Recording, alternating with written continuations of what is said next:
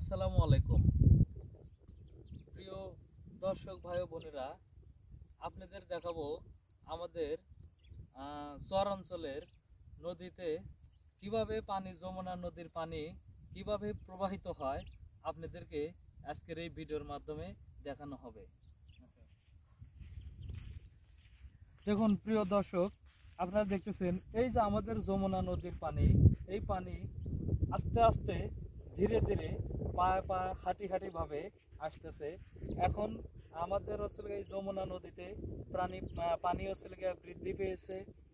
অল্প কিছুক্ষণের মধ্যেই আমাদের যে এই চরগুলা আছে, শুধু বালুর চর দেখছেন আপনারা, এই বালুর চরগুলা কিছুক্ষণের মধ্যেই পানিতে ভরপুর হয়ে যাবে।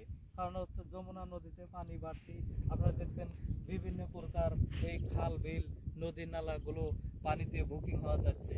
এখন তো বর্ষার মৌসুম, অল্প কিছুদিনের মধ্যেই আমাদের এই সুন্দর বালুর চরগুলা একসময় এখানে পানিতে রূপান্তরিত হয়ে যাবে।